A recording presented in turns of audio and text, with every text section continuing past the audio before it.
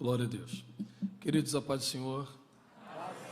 Vou pedir para que você se assente por alguns minutos, eu preciso fazer alguns agradecimentos. Amados, olha, para mim é não só uma honra, né, poder estar pregando aqui na Assembleia de Deus de Vila Pina, Ministério de Madureira, mas como também talvez seja um dia depois do nascimento do meu filho, o mais marcante da minha vida, porque não foi só aqui que eu encontrei a Cristo, e de uma forma impressionante também, num dia de mocidade, era uma festividade de mocidade. Quem estava pregando na feita era o pastor Tiago Rufino. Eu ainda estava cruzando a adolescência para a juventude, e o hino da mocidade foi Deus dos Deuses, da Lauriette, e eu me converti, encontrei a Cristo, a graça de Cristo me atraiu naquele dia, e a partir daquele momento eu passei a frequentar de forma imediata os cultos de ensino, que era ministrado pelo pastor Antônio Larentes, e foi meu primeiro contato com a palavra de Deus, com o estudo da palavra de Deus, né? O talento familiar é mais voltado para a música, mas a partir do momento que comecei a ouvir o pastor Antônio Larentes, eu fiquei encantado com a palavra de Deus, e não só os meus primeiros contatos, eu tinha até pouco tempo atrás uma apostila, enquanto o pastor Antônio Larentes estava ensinando sobre arrebatamento, e foi o primeiro tema que eu vi parúzia, primeira vinda de Cristo, foi tudo aqui, e também cursei durante algum tempo teologia, aqui também, no Ministério de Madureira. Então toda a minha vida se formou aqui, e também um momento muito difícil que eu passei, porque eu acabei, um testemunho longo, morando nas ruas, mas ainda crente em Deus, e eu dormia na praça, aqui do outro lado da rua, e vinha para os cultos, só tinha um terno de risca de giz, então eu vinha para o culto com muita alegria, sempre nas terças-feiras, era o culto que eu mais gostava de vir, de ouvir a palavra de Deus, e depois retornava para dormir nas ruas.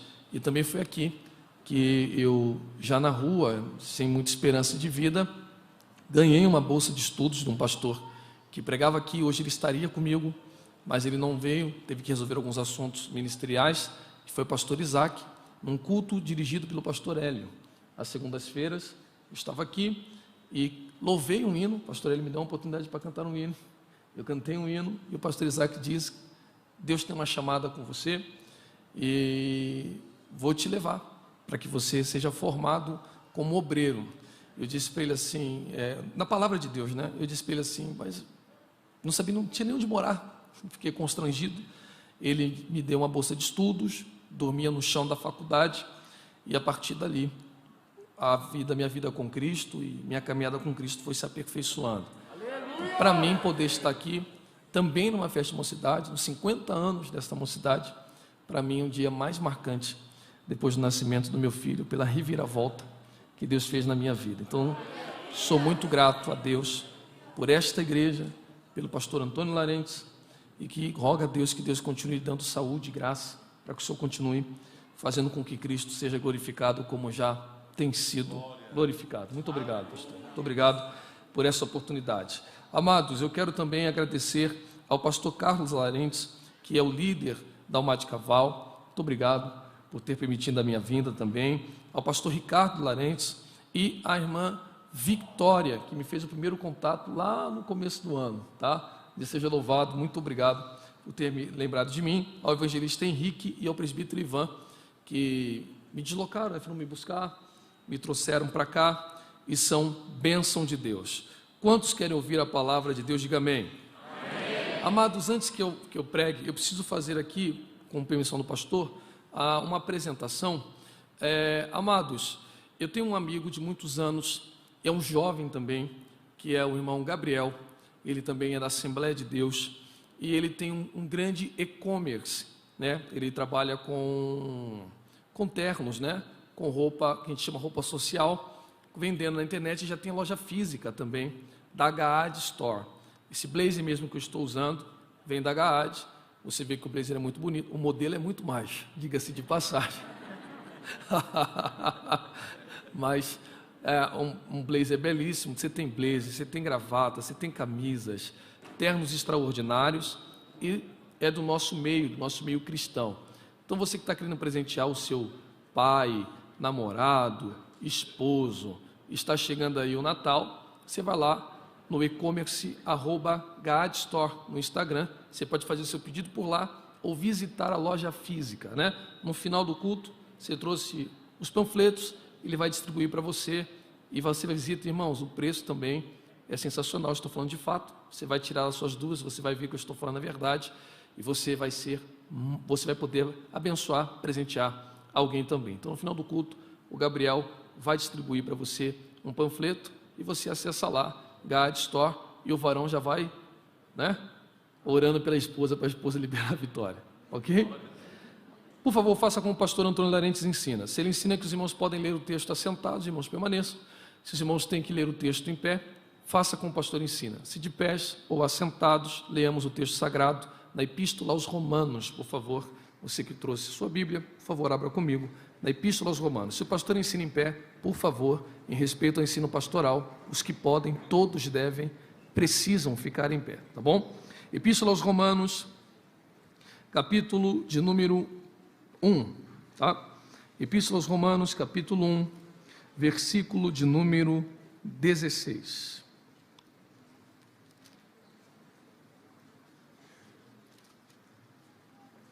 Está escrito assim: porquanto não me envergonho do Evangelho, porque é o poder de Deus para a salvação de todo aquele que crê, primeiro do judeu, também do grego. Porquanto não me envergonho do Evangelho. Seria pedir muito se você pudesse dizer para dois crentes: você tem vergonha de ser crente? Pode tomar seu assento. Pode tomar seu assento.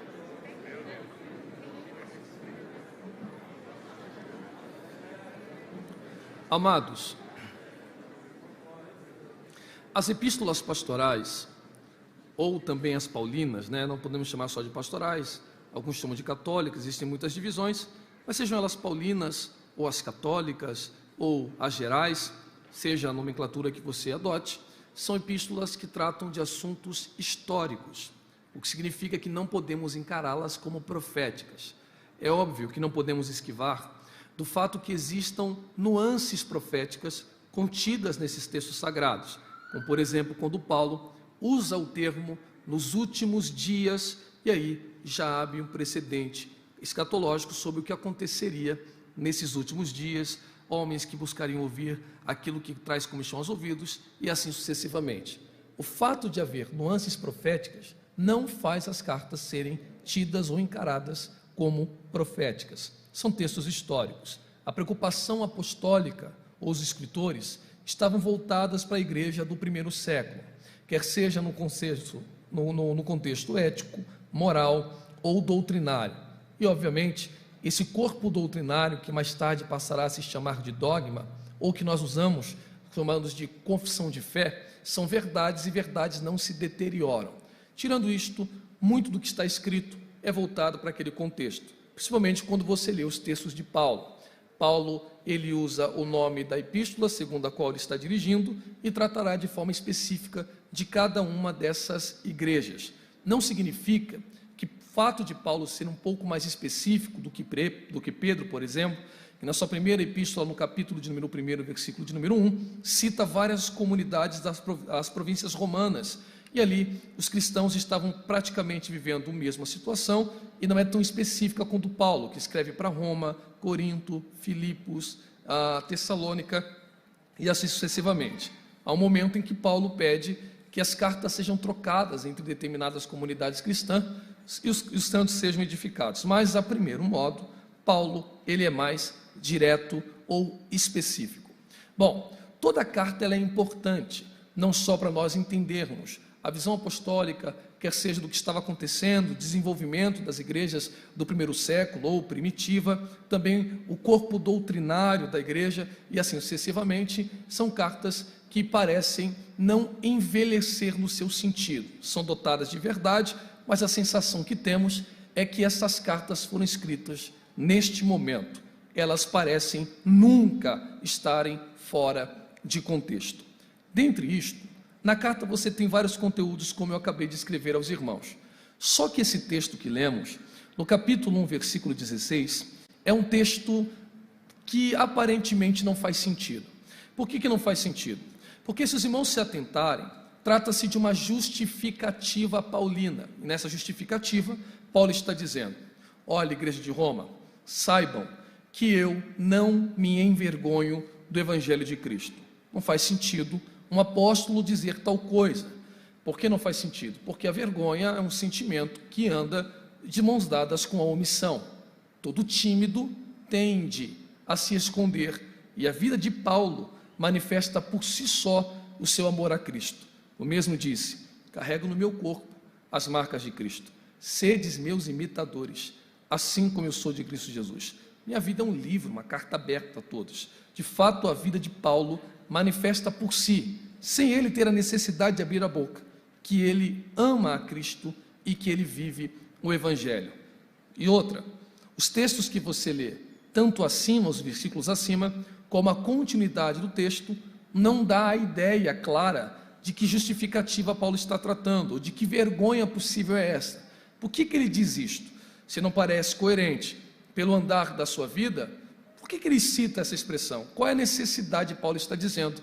Eu não tenho vergonha do Evangelho de Cristo. Não aparece versículos acima, não aparece versículos abaixo. E o que nós devemos fazer, como bons leitores da Bíblia Sagrada, é tentarmos levantarmos uma investigação, a fim de acharmos um caminho coerente acerca desse versículo. Bom, existe muita discussão sobre o que está acontecendo para Paulo estar tratando dessa justificativa. Mas a que me parece mais clara é a seguinte: a Judéia, em determinado momento, não fazia parte do Império Romano. Existia um trato que nós podemos encará-lo como político, de um relacionamento de Roma com a Judéia, no período do governo dos sacerdotes asmoneus. Depois desse período, Roma decide agregar a Judéia ao Império Romano. E uma vez agregando a Judéia ao Império Romano, foi aberta a possibilidade dos judeus que estavam na Judéia passarem, caso quisessem, a morar no seio do Império. Quando essa oportunidade aparece, houve uma migração maciça de aproximadamente 40 mil a cerca de 60 mil pessoas. Nós podemos arredondar aí, 50 mil pessoas saem da Judéia e se deslocam para Roma. Esse relacionamento entre judeus e romanos gera o que nós chamamos de proselitismo, porque a fé judaica era permitida no Império. Diante de todos que tinham que prestar culto ao imperador, os judeus pagavam um certo tributo, se esquivavam disto, e os romanos permitiam a fé judaica se espalhar no Império. Esse proselitismo, ou seja, pessoas que converteram-se ao judaísmo, trouxe uma mulher por nome de Fúvia, isto lá por ano 19 depois de Cristo, no governo de Tibério. Tibério era o imperador. E nessa conversão de Fúvia, a Fúvia não era uma mulher comum em Roma, era uma mulher riquíssima, e havia se convertido e estava com certeza com seu coração ardendo acerca das coisas de Deus. 4 indivíduos, a qual a história não nos revela um nome, procuraram Fúvia e pediram para Fúvia uma quantia de oferta para ser destinada ao templo que nós chamamos de Templo de Herodes. Fúvia não pensa 2 vezes, ela dá essa oferta a esses 4 indivíduos. A oferta é expressiva, mas a oferta não chega, entre aspas, no gasofilácio, para que você entenda. A história diz que esses 4 indivíduos dividiram a oferta de Fúvia em 4 partes e embolsaram a oferta de Fúvia, lesando a sua fé ou a sua bondade com as coisas de Deus. Quando Fúvia fica sabendo que a sua oferta não chegou no destino correto, ela decide dar queixa desses 4 indivíduos, mas não no sinédrio, direto com o imperador. O imperador baixa um decreto. Esse decreto não determina a punição dos 4 indivíduos, da qual até então a história não revela o nome, ou eu não li alguma coisa sobre o nome deles. Não sei o nome deles, mas eu sei que Tibério não pune os 4. Ele decide punir 50 mil judeus, decretando a expulsão deles de Roma. Então, pelo erro de 4, 50 mil pagaram preço. Como era ser judeu em Roma? Depois do escândalo, desse grande escândalo, ladrão de oferta. Olha lá vai o ladrão de oferta. O que você está indo fazer? Vou para a igreja. Fazer o quê? Adorar a Deus. Não esquece do dinheiro, hein? Ladrão de oferta. Igreja serve para roubar a inocência ou a bondade das pessoas. Ladrão de oferta, bobo que dá dinheiro para a igreja, ladrão de oferta, bobo que dá dinheiro para a igreja. Aí você diz, espera aí, Carlos, nós somos uma igreja instruída. O que tem a ver Tibério com o escrito de Paulo? A Epístola aos Romanos é no tempo de Cláudio, não tem nada a ver com Tibério. Pois bem, e quando Tibério morre, os judeus voltam de forma maciça para lá, mas quando chegam, os cristãos estão lá também, e passa um embate teológico, e este embate passa a perturbar a paz romana, e Cláudio baixa um decreto também, decretando a expulsão daqueles que estão perturbando a paz romana. Então, nesse período, além de serem taxados de ladrão de oferta, também eram chamados de perturbador da paz pública. As pessoas querem dormir, a Assembleia de Deus de Madureira, em Vila Alpina, quer fazer culto. As pessoas querem ver TV. Se fosse um lugar aqui, uma balada, onde jovens estivessem se esfregando, de forma promíscua, engravidando de quem não sabe o nome, e usando roupa indecente, ninguém chamaria a polícia. Mas se passar do horário, e o som invadir uma casa, chamarão a polícia, porque glória a Deus e vida de santidade parece perturbar a paz pública. Nós queremos assistir TV e vocês querem glorificar a Deus. Para que gritar desse jeito? Para que pular desse jeito? Não dá para orar para você, não dá para orar em silêncio. Deus não conhece os seus pensamentos. Vocês estão perturbando a paz pública. Não é necessário descrever aos irmãos, porque eu sei que os irmãos são muito bem instruídos. Só a título de refrescar a memória, Paulo nunca visitou a igreja de Roma, e é uma característica importante a ser considerada. A igreja de Roma não tinha as características da igreja de Corinto, estruturada, que Paulo ficou 18 meses, passou Apolo, os discípulos de Pedro, e também não era uma igreja rica, como aparenta ser a igreja de Filipos, que enviando para Afrodito uma quantia de oferta para Paulo, a qual Paulo se mostra muito alegre e feliz, não por ser lembrado pela igreja de Filipos. Era uma igreja que provavelmente os cultos eram feitos em lares, uma igreja pequena, a qual Paulo não teve a oportunidade de visitar. Logo, Paulo, contagiando muitas igrejas, não chegando em Roma, na sua epístola, no capítulo 1, ele começa a louvar a Deus pela fé dos cristãos em Roma, mas justificando porque não foi lá. Aí começa a ficar mais claro. E ele diz, olha, o fato de eu não ter ido ter com vocês, não significa que não tenho vos acompanhado. Vossa fé tem chegado até nós, e nós temos glorificado acerca do vosso testemunho. Mas não fiquem tristes, eu não fui ter convosco, não porque eu não quis ter, mas que Deus ainda não me deu esta oportunidade. Mas não devo só a vocês, devo a bárbaros, devo a gregos e etc. Contudo, para que não pare dúvida de alguém pensar que eu não fui em Roma porque tenho vergonha de ser taxado de ladrão de oferta, ou bobo que dá dinheiro para a igreja, porque não fui para Roma porque tenho vergonha de ser chamado de maluco, que pula, roda, glorifique, grita, fiquem sabendo, eu não tenho vergonha do Evangelho, pois o Evangelho é o poder de Deus para a salvação de todo aquele que crê. Amados, eu faço mais uma ressalva. Perceba que Paulo está dizendo, eu não tenho vergonha, porque sei o que o Evangelho é. Percebeu? Só que ele sintetiza o poder do Evangelho. Eu pergunto e gostaria muito que você me respondesse. O poder do Evangelho, o Evangelho tem poder para dar casa, sim ou não? O que é uma casa para Deus? Não é nada. O poder do Evangelho tem poder de tirar uma pessoa da rua como me tirou e colocar ela num lugar melhor, sim ou não? O poder do Evangelho, o Evangelho tem poder para fazer as pessoas prosperarem, sim ou não? Mas Paulo não está dizendo nessas características. Paulo está dizendo assim, olha, eu não me envergonho do Evangelho, porque o Evangelho me deu um carro. Ele disse, se eu trabalhar eu compro um. Eu não tenho vergonha do Evangelho, porque o Evangelho me deu uma casa. Eu posso financiar uma. Eu não tenho vergonha do Evangelho, porque o Evangelho me deu o que calçar. Ele disse, se eu me esforçar eu também me calço. Eu não tenho vergonha do Evangelho, porque o Evangelho me deu estabilidade. Se eu estudar, me formar, me dedicar, eu alcanço a estabilidade. O Evangelho é mais do que concessionária. O Evangelho é mais do que roupa. O Evangelho é mais do que comida ou bebida. Alguém está compreendendo e já está dando glória a Deus? O Evangelho é muito mais do que uma casa própria. O Evangelho é o poder de Deus para a salvação de todo aquele que nele crê. Bom, está praticamente explicado. Explicado em que sentido? Eu não tenho vergonha porque sei o que é. Se não sei o que é, eu acabo me envergonhando. Não tenho vergonha porque sei o que é. Se não sei o que é, eu acabo me envergonhando. A psicologia torna-se uma ciência com base no behaviorismo. Então o behaviorismo é que faz ou atesta a psicologia como algo científico. Aí nasce a expressão popular, somos produtos do meio que vivemos. Está errada, é equívoca essa expressão. A expressão poderia ser dita, somos influenciados pelo meio, mas isso não se totaliza, completamente influenciáveis. Nós temos também um teórico chamado de Skinner, e mais para frente a psicologia cognitiva. Cognição é compreensão, percepção e etc. Ou seja, é difícil você mudar a mente de uma pessoa que sabe quem é. Quanto menos eu sei o que sou, mais influenciado eu tento a ser. Mas se eu sei o que quero, onde quero chegar e para quem estou vivendo, dificilmente alguém vai me influenciar.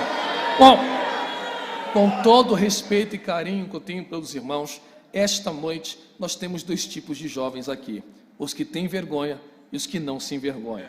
Como que os que se envergonham? Tem alguns que estão aqui não porque sabem o que o Evangelho é, estão aqui porque papai mandou, porque mamãe obrigou a vir, e para não arrumar contenda, pegaram a Bíblia, nem Bíblia, porque tem vergonha de carregar, colocaram no celular e vieram para a igreja. Outros estão aqui porque acabou de maratonar a série do Netflix e não tem mais o que assistir na TV. Outros, o pai disse, se você não for para o mar de cavalo, você não vai jogar PS4 e não vai ganhar o PS5 no Natal. Aí essa criança de 25 anos disse, pô pai, não quero ir para a igreja, e veio aqui emburrado. Outros estão aqui porque a namorada está aqui, porque o namorado está aqui, mas não sabe o que o Evangelho é. Tanto não sabe o que o Evangelho é, que quando ela ganha uma flor que fede e murcha, de um garoto cheio de espinha, que ela não sabe que vai casar, ela posta foto, ela salta, ela chora, ela pula, se alegra e testemunha o mês inteiro com uma bendita flor que ele nem comprou, pegou no quintal de alguém.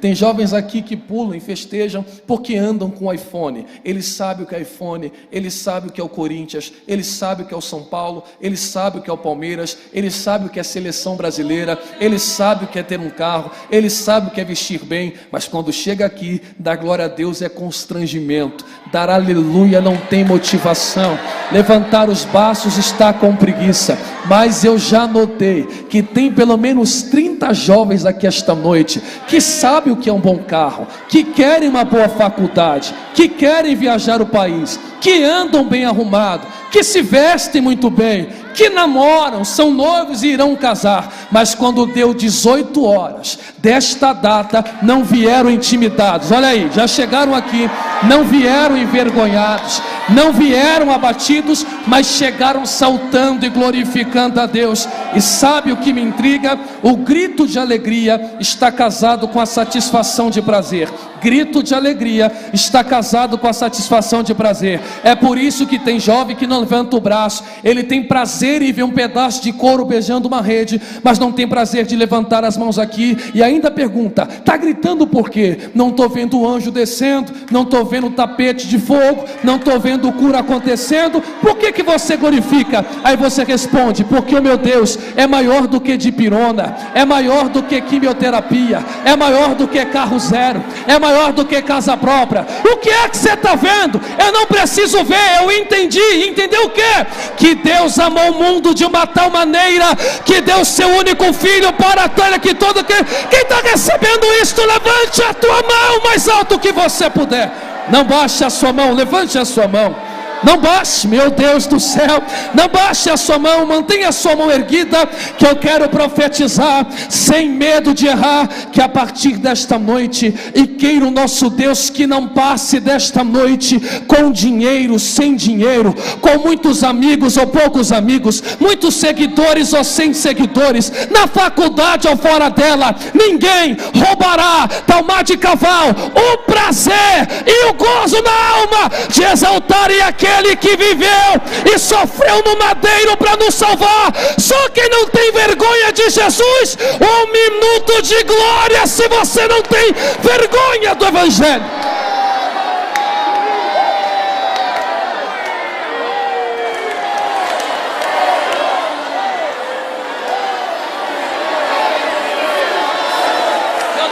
Não Não pare de adorar, não pare de glorificar. Meu Jesus, do meu lado esquerdo uma mocidade que não tem vergonha de Jesus. Do meu lado, canto, revasse, cantarai, me canta. Do meu lado direito tem um povo que não se envergonha de Jesus. Ei, diabo, eis que surge um povo forte, revestido de poder, que não teme nem a morte, quem a ele pertencer. Só os que não têm vergonha.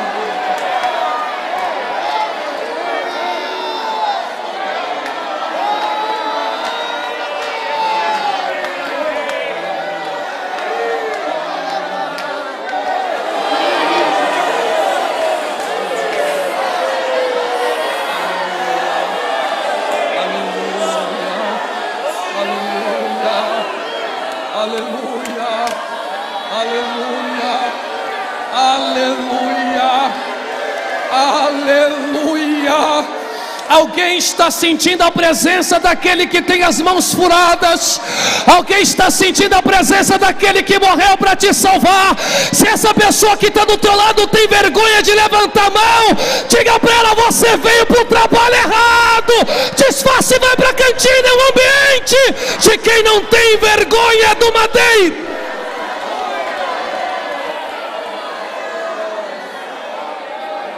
Ora.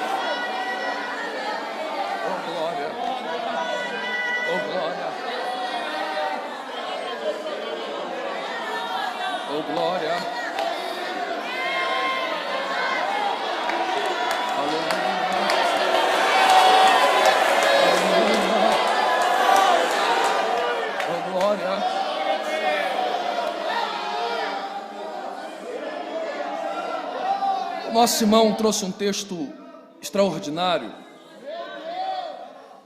em Marcos capítulo 8.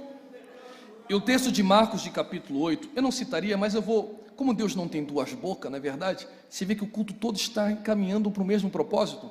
Em Marcos capítulo 8 nós temos 5 perícopes. Chamamos de perícopes os grupos de versículos que relacionam o mesmo assunto. A minha Bíblia tem tradução sem essas perícopes, então o escritor dividiu elas em porções com epígrafes, para tornar mais fácil a leitura de quem não tem muito tempo hábil para se dedicar ao estudo da Bíblia Sagrada, e aí dividir ou separar os textos. Então você tem 5 perícopes. Primeiro, a multiplicação dos pães. Depois da multiplicação dos pães você tem o fermento dos fariseus. Depois do fermento dos fariseus você tem a cura de um cego. Depois você tem a questão da confissão de Pedro. E por último, o dever de levar a cruz. Eu acho que, não sei se minha memória falhou, é correto isto? Tirando o dever de levar a cruz, você tem ali um ato contínuo. Por mais que são várias perícopes, é o mesmo acontecimento. Lembrando que nós devemos levar em consideração o propósito do Evangelho de Marcos. Ainda que nós aprendamos na tipologia que cada evangelho demonstra um perfil de Cristo distinto, e está perfeito. Marcos, as pessoas acentuam ali o caráter de Cristo como servo, isto está muito bem proposto. Mas os mais especialistas nesse texto de Marcos, os que se formaram doutores estudando Marcos, aponta que o tema mais claro seria o capítulo 1, versículo 1. Este é o princípio do evangelho, esse evangelho de Jesus Cristo, Filho de Deus. Ou seja, a intenção de Marcos é revelar ao longo do evangelho quem Cristo é. Alguém me ouve ainda? Diga amém, por favor. Se a intenção de Marcos é revelar quem Cristo é, o início do pensamento de Marcos parece um pouco confuso, porque nós adjetivamos este evangelho de evangelho da ação. Diferente dos seus outros 2 companheiros, que nós chamamos de evangelhos semelhantes, Marcos, Mateus e Lucas, sabemos que Marcos é o evangelho mais antigo datado até hoje, que provavelmente faz os seus outros 2 companheiros escrever um evangelho pautado no dele, por isso evangelhos semelhantes. E Marcos, desses 2 evangelhos, ele é o que tem a introdução mais curta. No capítulo 1, logo nos primeiros versículos, Cristo já está operando. Então não tem uma introdução longa como tem Mateus e como tem Lucas. Cristo já opera logo no capítulo 1. Então é o evangelho da ação. Então ele vem agindo desde o capítulo 1 até o capítulo 8. No capítulo 8, Marcos desliga o interruptor da ação e liga o interruptor de quem Cristo é. Porque Cristo não é só poder.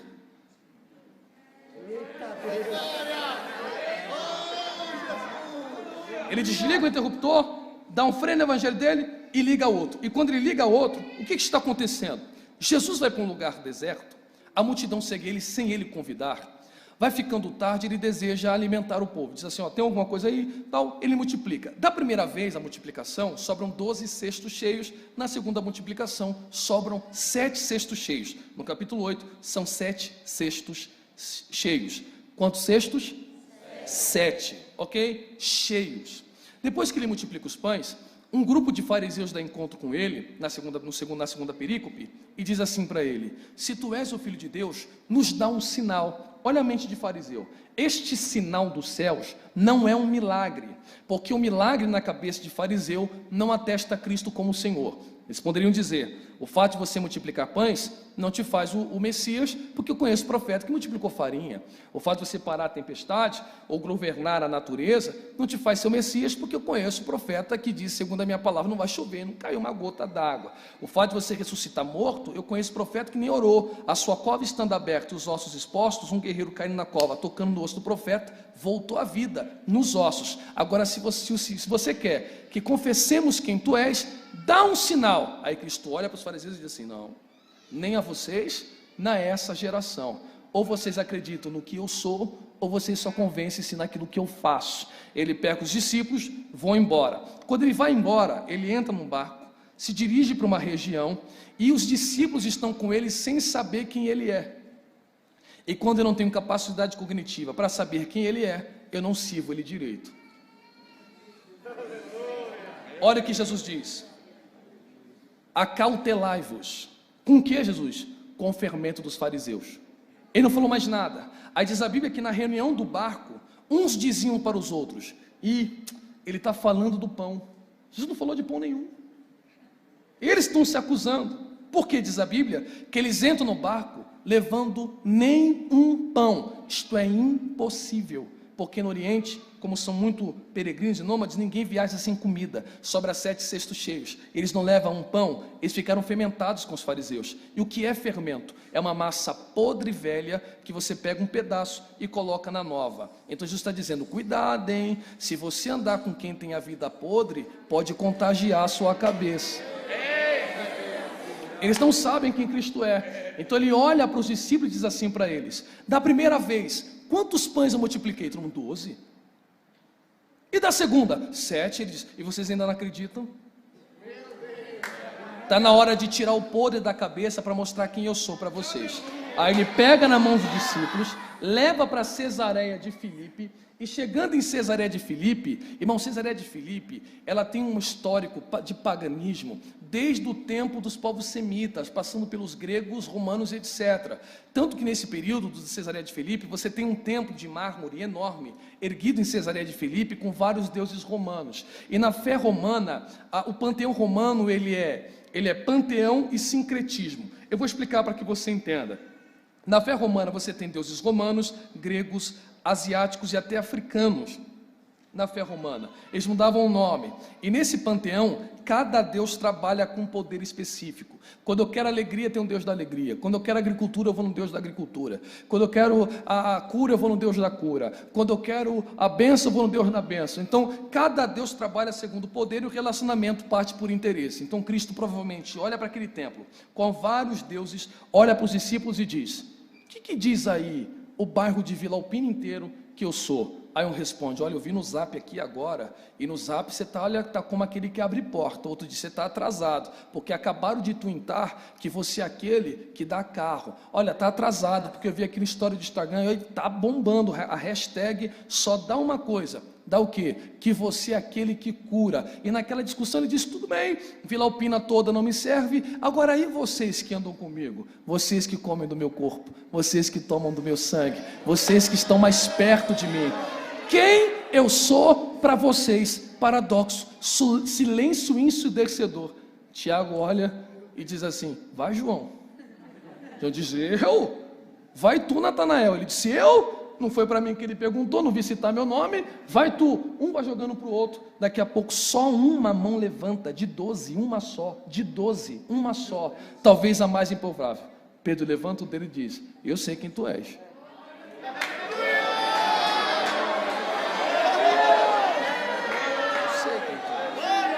Quem que eu sou, Pedro? Você cura, mas não é só cura. Você abre porta, mas não é só chave. Quem eu sou, Pedro? Tu és o Filho do Deus vivo, é o Cristo. Aí Jesus disse: você disse isto não porque você fez teologia, ou porque fala hebraico, ou porque fala grego, mas o meu Pai te revelou isto. Ou seja, os que estão perto do Pai sabem quem Ele é, mas os que estão distantes, os que nunca dobram o joelho, os que só ficam no zap, os que só ficam conversando, não sabem quem Ele é. Eu tenho um amigo aqui de Vila Alpina, amigo de muitos anos, nós estudamos teologia junto. Ele caiu para apologética e eu caí para hermenêutica. Eu amo hermenêutica e ele ama exegese. Olha, eu nunca vi alguém conhecer tanto de defesa da fé como o Fernando. É assustador. Só que ele foi para uma igreja monergista, calvinista, virou calvinista e eu arminiano. Aí ele disse assim para mim: Carlos, e você é um pentecostal que eu gosto de ouvir. Eu queria muito ir na tua igreja, só que a sua igreja faz muito barulho. Eu disse: opa. Peraí, rapaz. Quem faz barulho é time de futebol. Quem faz barulho é carnaval. Igreja não faz barulho.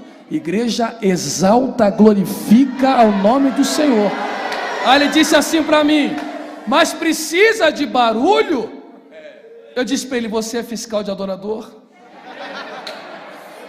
Com todo respeito, estava pregando na convenção baiana para os pastores, 1000 e tantos pastores presidentes. Eu disse para eles: Davi foi pastor da Assembleia de Deus.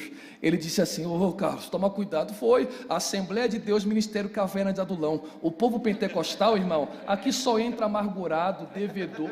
Entra ou não entra?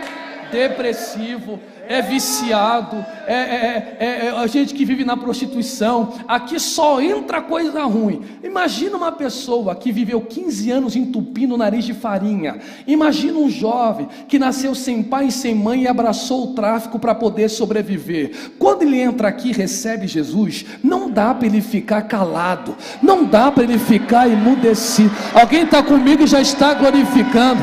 Não dá para ele ficar com o braço para baixo.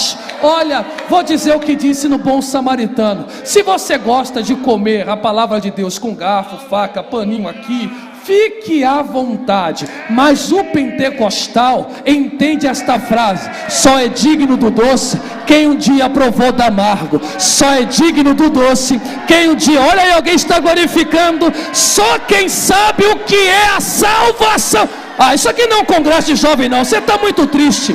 Só quem não tem vergonha de Jesus, dá um pulo dessa cadeira, uma rajada de glória.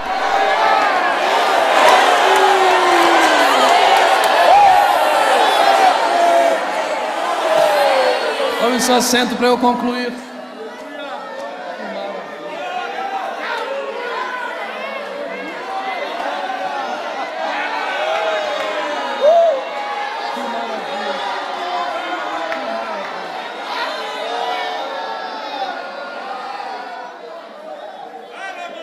Salomão tem provérbios. É difícil falar qual o provérbio melhor de Salomão, mas tem um extraordinário que ele diz assim: nada vale, dirá o comprador, mas indo-se então gabar-se-á. Nada vale, dirá o comprador, mas indo-se então gabar-se-á. O que Salomão está dizendo?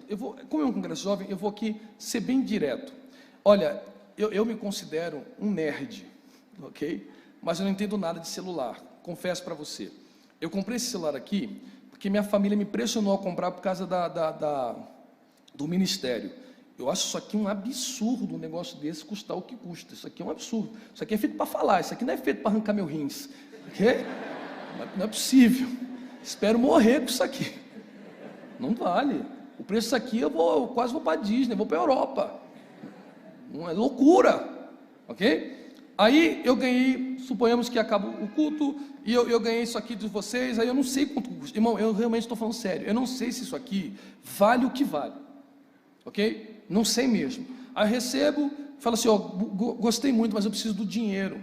Eu tenho um celular aqui que é um pouco mais antigo, vocês me deram aqui, não fica chateado se eu vender, porque eu preciso muito de dinheiro. Não, irmão, pode vender, faz o que você achar melhor. Aí eu anuncio na internet e digo: olha, vale X. Olha aí, sei lá, 5 mil reais. É o preço que eu estou vendendo, mas eu não sei nem o que é. O comprador vê aquilo e diz, e liga: Carlos, está com o aparelho ainda aí? Estou sim. Quanto você está pedindo? 5 mil. É o seu propósito? É o que vale. É o que me disseram que vale. Posso ir aí ver o aparelho? Claro, lá vem o comprador. Como é que ele vem? Nada vale. Nada vale. Nada vale. Ele começa a arrumar defeito onde não tem. Ó, está faltando isso aqui. Olha, olha, a capinha aqui já rachou. Olha, tem um risquinho aqui. Mas deixa eu ver como é que está. Aí ele começa a falar de forma técnica e eu não conheço o que eu tenho. Vale muito, mas eu não sei quanto que vale. Aí ele diz, quanto que é? Eu digo 5. Ele diz, não vale 5, vale 3. Mas como eu gosto de você, eu te dou 4 mil. Eu digo, não, vale 5. Ele diz, não vale 5. Se você não vender para mim, quem vier após mim vai te dar 3. Aí ele abre a maleta, 4 mil espécies. Ele diz, é pegar ou largar. Aí eu não sei quanto que tenho na vida.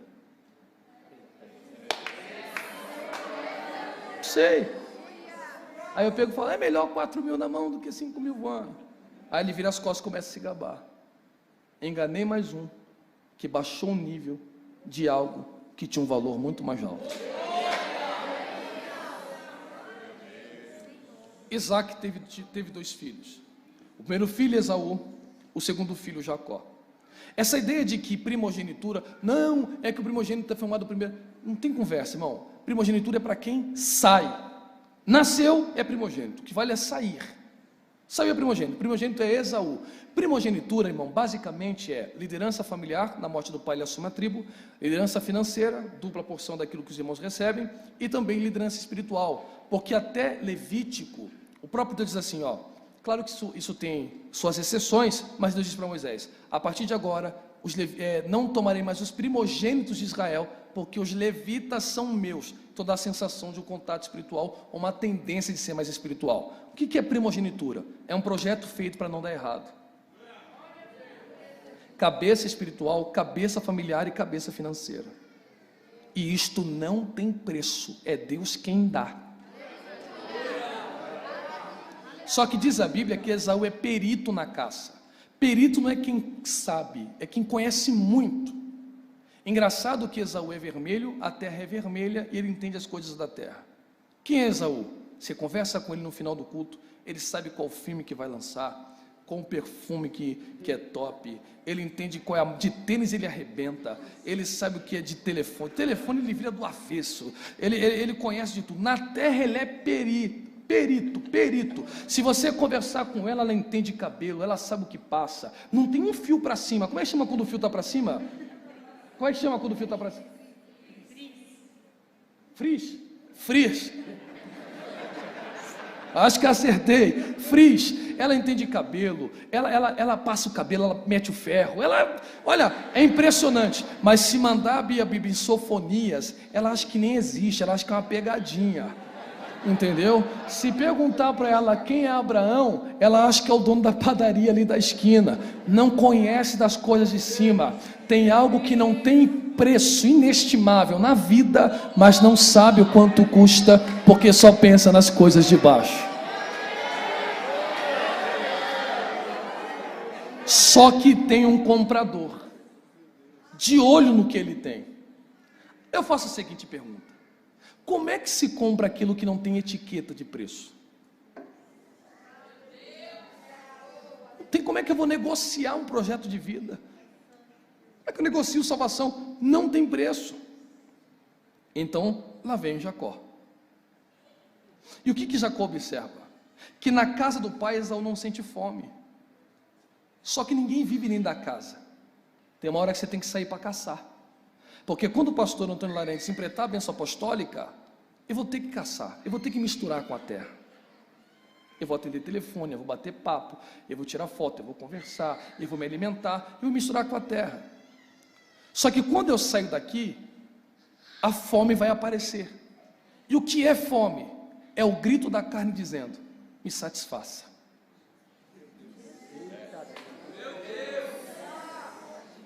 Aqui ninguém tem a carne gritando, mas quando o culto terminar, é natural que ela grite.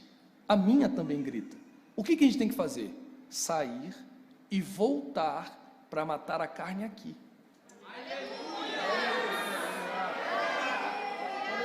Então não dá para negociar com quem não tem necessidade. Então Jacó deixa ele ir. Quando ele vem voltando, ele cozinha melhor do que Jacó, porque ele diz para a mãe: olha, não tem um guisado igual do meu irmão. Ele sabe como é que mata a fome, mas a carne está gritando tanto, mas tanto, que Jacó já está com o prato feito. Nem oferece. O cheiro já encanta. A música já encanta. A moda já encanta. A sedução já encanta. Ele diz: me dá um pouco desse guisado. Jacó disse: dou.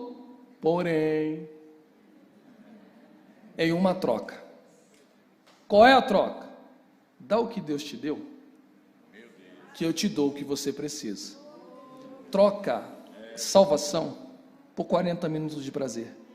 É agora. Bora? Um dos versículos mais tristes, na minha opinião, é esse. E Jacó, Esaú, sentou, comeu, bebeu, levantou e foi. E disse: eu aqui morrendo de fome, do que me presta a primogenitura?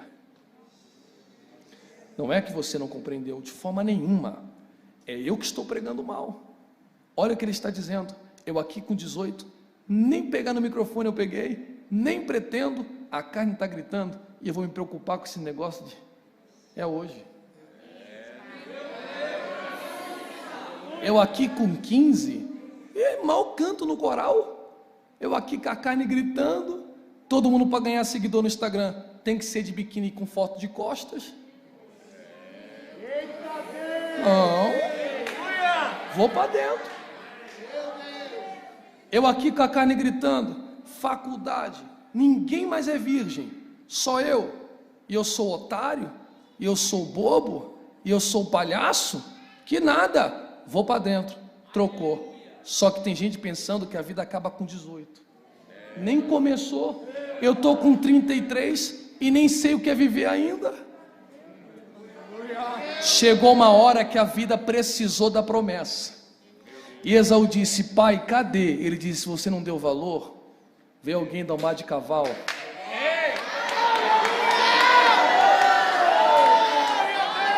Que sabia que isso aqui é coisa séria. Que sabia que o madeira é coisa séria para a vida, e disse: não negocio o que Deus tem comigo, porque eu sei o que o evangelho é. E levou embora. Aí Esaú disse assim: e eu fico como? O pai disse: não, tudo bem, vai viver no deserto. Olha, com todo respeito, púlpito é coisa séria, existe um padrão ético, mas é um culto de jovem na Assembleia de Deus, e eu sei como jovem é, então eu vou ser direto, como diz no Rio de Janeiro, vou dar-lhe o papo reto. Agora, você é otária, que não usa o corpo para ser digital influencer. Agora você é o palhaço, que namora com a menina e não passa a mão no corpo dela. Agora você é o trouxa, que não sai para tomar cachaça e não mata a faculdade que seus pais estão morrendo para pagar e para você ser alguém na vida. Agora você é a trouxa, que vem para o culto e o seu negócio é só glória a Deus. E o seu final de semana? Quando chegar na terça-feira, que a vida voltar depois do feriado, todo mundo vai dizer: eu fui não sei para onde, e peguei geral, eu passei o rodo, e você? Eu uma de cavalo, da casa para a igreja, da igreja para casa, da casa para a igreja, da igreja para casa. Vamos ver, mais uma vez, a diferença daquele que serve para aquele que não serve. Vamos ver quem é otário quando você tiver com a minha idade. Vamos ver quem é palhaço quando você tiver com a família. E vou dar o exemplo que sempre tenho dado. Você vai no mercado, qual é o mercado mais próximo aqui? Carrefour? Carrefour, você vai no Carrefour, vai estar empurrando o teu carrinho, vai dar de frente com aquela moça que estudou com você, sabe? E que chamava de trouxa. Essa mesma aí, a fanqueira, a boa do pedaço, sabe? Vai olhar para você, que te chamava de santinha, de atrasada, de virgem, sabe? Vai olhar para você, ela vai estar com os 3 filhos dela, um encostado na prateleira, espelhando o catarro, outro agarrado na mão e outro no braço. E aí você vai dizer para ela: oi fulana, lembra de mim? Eu sou aquela crente do Almar de Cavalo, da Assembleia de Deus de Madureira. Vai lembrar de mim? E ela vai dizer para você: tô lembrado, você não é aquela crentinha, não é a santinha, não é você a Bíblia? Sou sim. E aí, são seus filhos? Ela vai dizer: são meus filhos sim, são meus 3 filhos. E casou com quem? Com ninguém. Mas quem é o pai? De qual filho que você está perguntando? Agora a Assembleia não tem filho, a Assembleia não tem tribo. Você vai estar com seus 12, 30, 20 filhos. Você vai estar lá com o seu departamento infantil da Assembleia de Deus de Vila Alpina. Vão olhar para você. São teus filhos? São teus filhos? Você vai dizer: são meus filhos. Ela vai dizer: você também não casou? Ela diz que não casei. O quê? Deus preparou um varão para mim.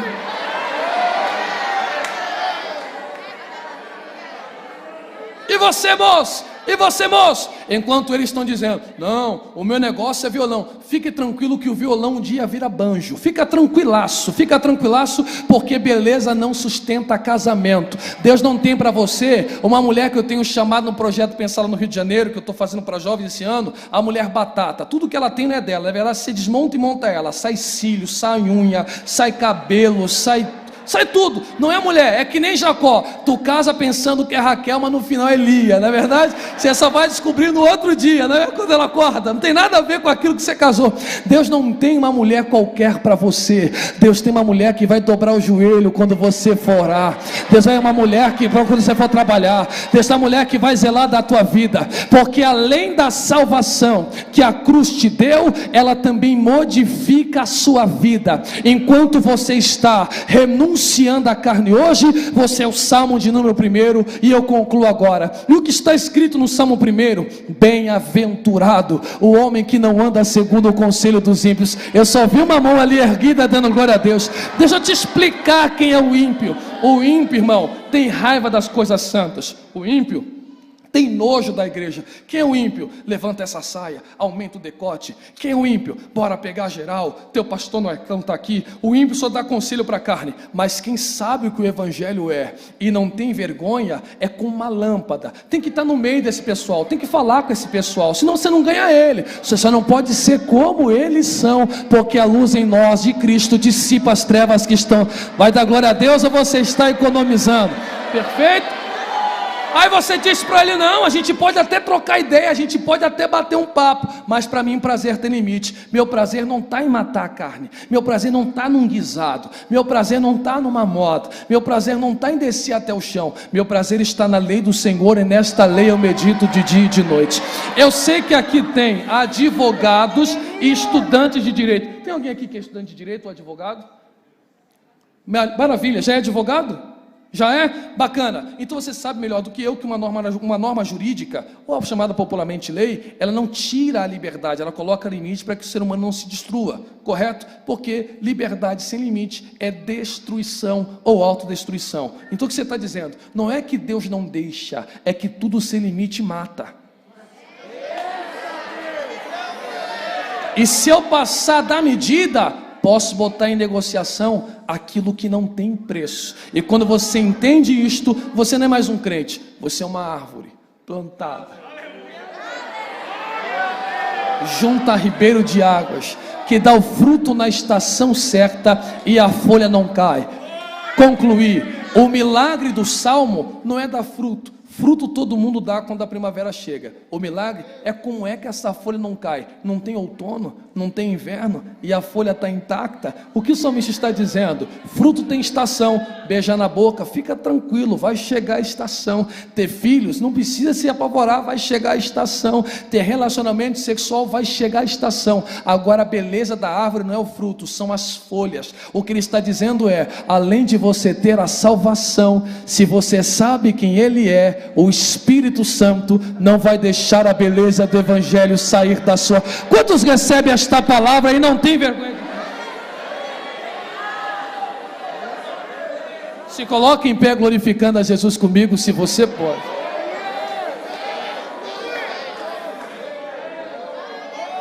Já que não pede, pegaram no outro, a cotovela esse crente, diga para ele: e aí? Vai deixar o culto terminar e vai continuar tímido? Ou você vai romper este último dia glorificando aquele que morreu para te salvar?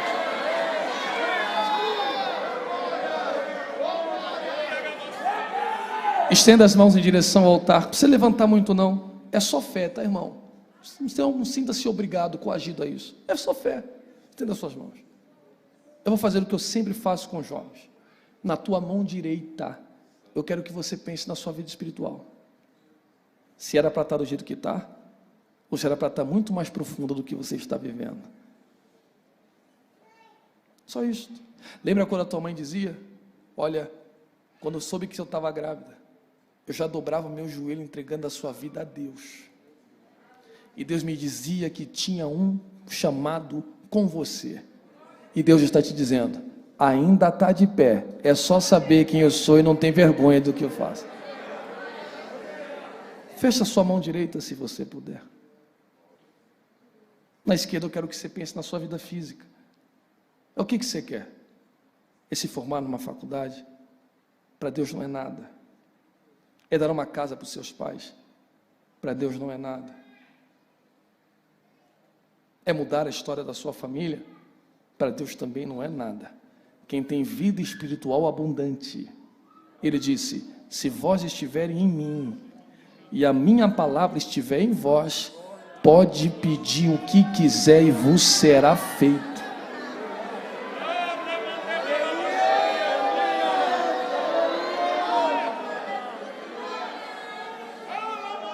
Feche os seus olhos, por favor, nós vamos orar. Nós vamos orar.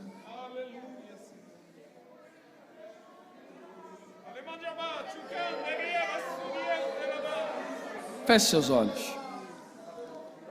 Amados, não existe passe de mágica na igreja. Não existe. O que existe é poder no nome de Jesus. Mas o que eu quero é que façamos todos juntos. Só isso. Quando eu contar três, você vai dizer para o jovem mais próximo a você, quando eu falar três, como você sabe quem ele é e não tem vergonha dele, você vai dizer para ele: eu vou no teu casamento. Está entendendo? Segura. Você vai dizer para ele: só porque você não tem vergonha dele e você serve ele, eu verei você se formando na faculdade. Eu vou estar lá. Segura, olhe para cá, ainda não diga não. Você vai dizer assim para ele: ó, só porque você não se envergonha do evangelho e serve ele com honra, eu verei você pregando e as almas se rendendo a Cristo, você louvando e os demônios batendo. Meu Deus, eu estou sentindo a presença do Espírito de... Você pode sentir esta presença?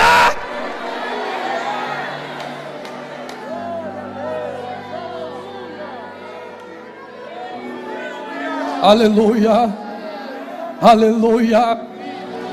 Eu lembro, pastor Valente, às vezes eu cheguei a delirar de sede. Com 1,73 m eu pesei 50 quilos. Meu externo estava aparente para fora. Eu sei o que é ser jovem e eu sei o que é ter necessidades, mas eu não negociava. E quando eu chegava na igreja, Deus sempre levantava alguém e dizia: espera, não ceda, porque quando o tempo da promessa chegar, eu vou te vestir, eu vou te calçar, aleluia, eu vou te levar para pregar minha palavra de um lado para o outro ainda moço. E aquilo me dava força. E às vezes eu dormia na praça, e quem dorme na rua não dorme direito. Um frio terrível em São Paulo, eu me agasalhando, dizendo: Deus, eu não estou aguentando mais. E Deus dizia: não negocia, não baixa o preço. E não é que deu certo um negrinho feio como esse, que não tinha direito de estar aqui glorificando, fala do amor dele, viaja países afora, ganha alma, e o mesmo Deus que fez isso comigo está aqui lhe dizendo: eu farei com você também. Eu farei com você também. É hoje. Eu digo ninguém vai roubar a alegria da alma de cavalo de glorificar a Deus. Ninguém vai roubar.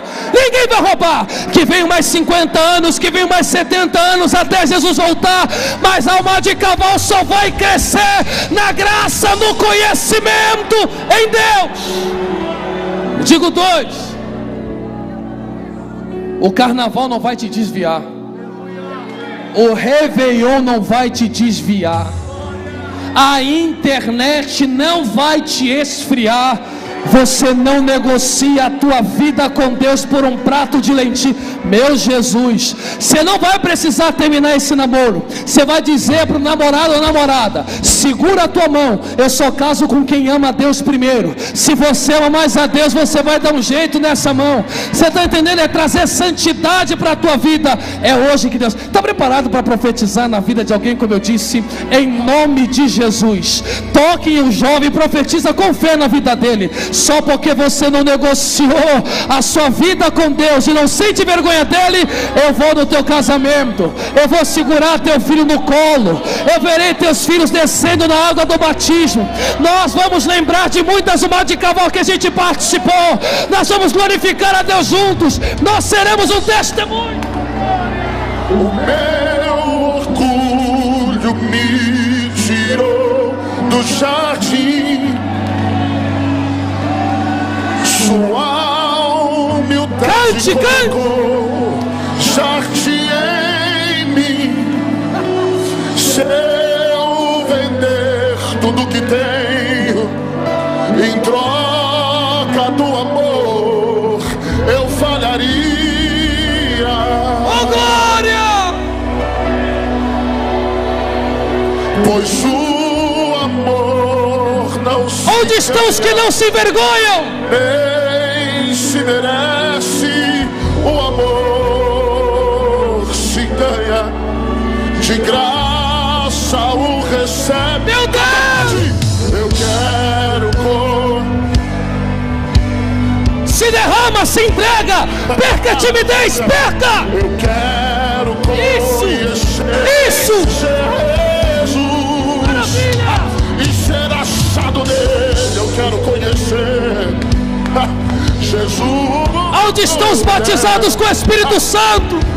Eu quero conhecer. Onde estão os que dançam de forma espiritual na presença de Deus? O mais belo entre milhar e milhar. Canta mais de cavalo, meu. O mais belo entre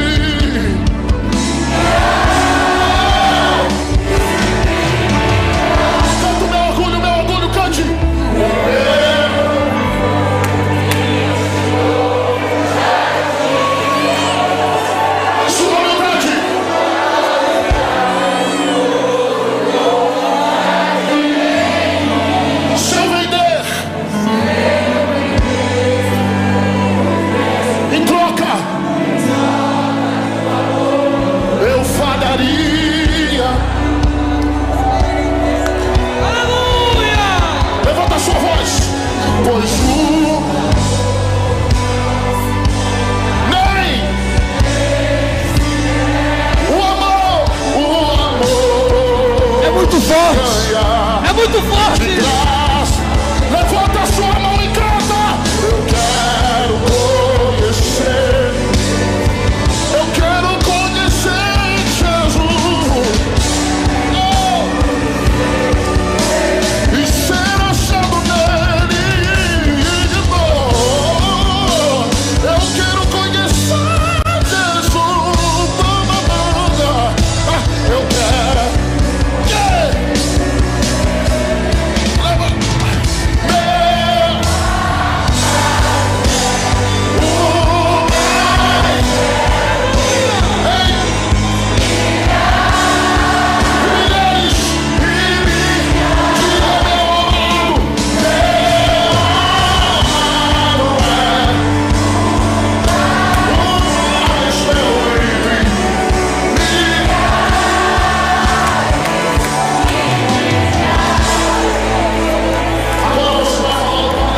Salvou. Você vai falar o nome daquele que você não se envergonha. Você vai falar o nome daquele que é dono da alma de cavalo. Você vai falar o nome daquele que é dono da igreja. Você vai falar o nome daquele que cura, daquele que salva. que restaura, daquele que transforma, daquele que liberta.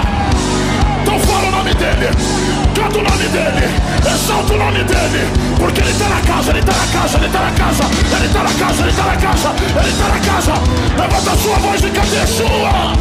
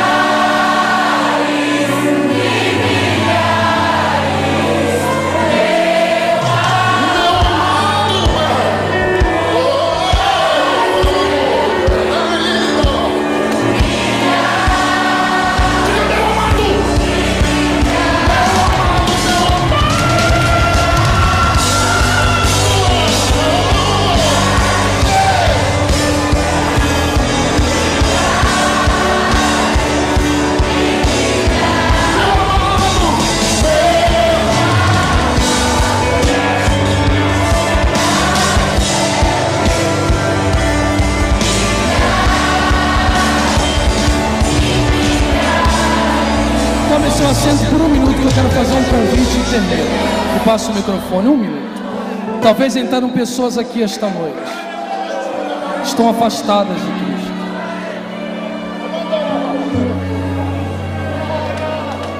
Oh glória,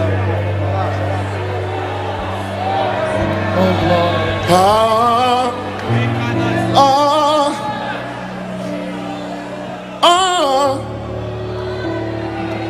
Yeshua. Não entendo o meu próprio agir.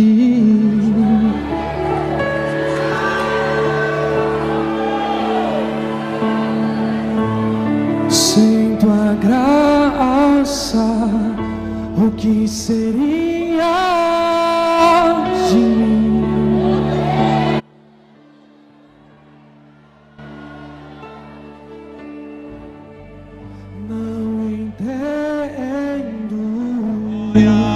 O meu próprio agir.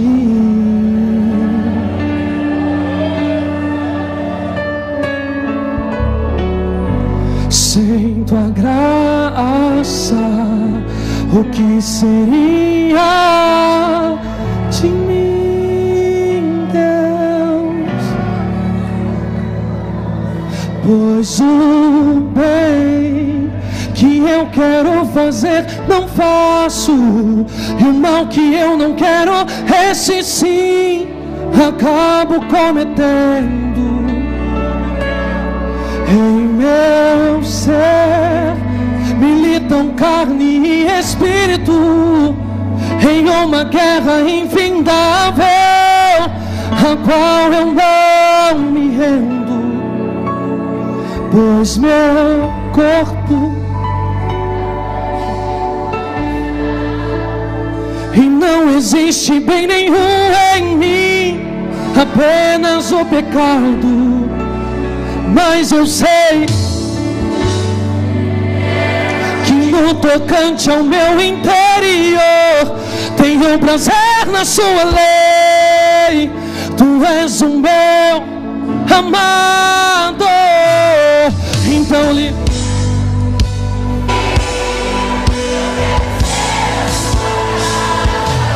se você estiver aqui, eu sei, eu venço o pecado. Então de cavalo, com força, pois quando estou em tua presença, o meu viver é transformado. Eu posso assim. Seja livre.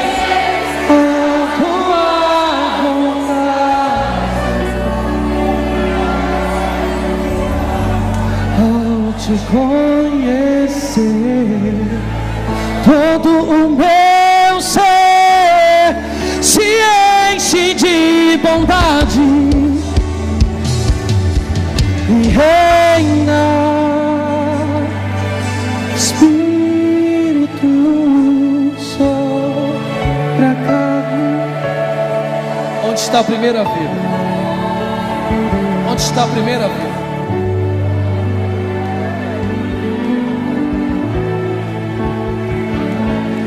Quer voltar para Jesus,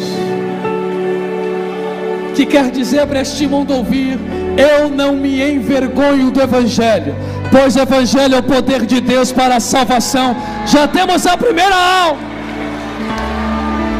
Aleluia, aleluia. Onde está a segunda alma? Está vindo a segunda alma. Onde está a terceira? Onde está a terceira alma?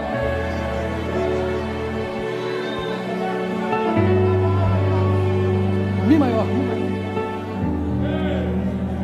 Quando todas as portas já estão fechadas e não há uma saída para você, uma voz tão mansa, doce e suave diz assim: meu filho, sou tua saída. Quando o inimigo diz é o fim da história e quer levar ao desespero o seu coração, Deus jamais permitirá que um filho seu ceda a vitória. Ele tem todo o poder. Cante para eles ouvirem. Não ceda.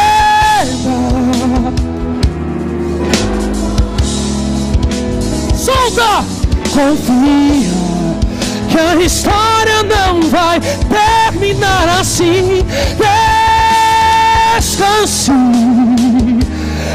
em Cristo. Onde está a ação 3, é isso?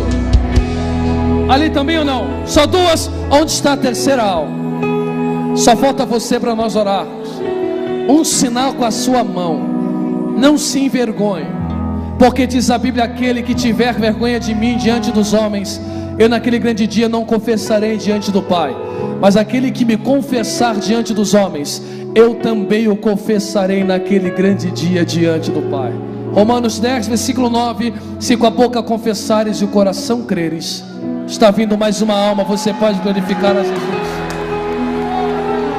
Olha, se veio 3, pode vir 4. Onde está a quarta alma? Onde está a quarta alma? Carlos, eu estou afastado. É hoje. É hoje.